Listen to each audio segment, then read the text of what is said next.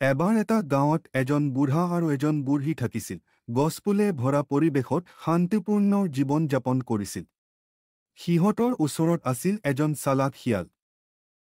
এটা বেলিৰ পুৱা বুঢ়া-বুঢ়ী গাঁৱৰ ঘৰৰ আগত বহি থাকে।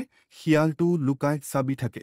এদিন বুঢ়ীজনে ওলাই লোৱা কচু মাটিত ৰোপণ কৰিলে, আশাৰে ভৰপূৰ হৈ। বুঢ়ী মাটিত কচু ৰোপণ কৰিছে।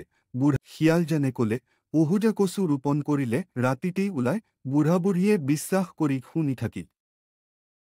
ৰাতি চুপচাপকৈ শিয়ালজনে সকলো কচু খাই গ'ল।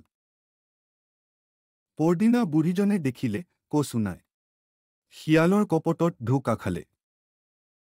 বুঢ়া-বুঢ়ী চিন্তাত শিয়াল দূৰত হাঁহা দি বুঢ়া-বুঢ়ী দুজনে মিলি এটা বাঁহৰ ফাল পাতিলে শিয়ালক ধৰাৰ বাবে। শিয়াল ফাঁদত পৰিল। শিয়াল ফাঁদৰ ভিতৰত বুঢ়াহাতে লাঠি দি পিটন দিলে আৰু বুঢ়ী কাণত হাত দি চাই আছে। শিয়ালজনে ক্ষমা খুজিলে। বুঢ়া-বুঢ়ীয়ে ক'লে, "কেতিয়াও কপট কৰা উচিত নহয়।" শিয়াল মাফ খুজি মাথা নমাইছে। বুঢ়া-বুঢ়ী হাঁহি মুখে ক্ষমা কৰি দিলে। নৈতিক শিক্ষা: অতি ভৰসা কৰিলে ধোকা খোৱাৰ সম্ভাৱনা থাকে। বুদ্ধিমত্তাৰে সিদ্ধান্ত লোৱা উচিত। ধন্যবাদ।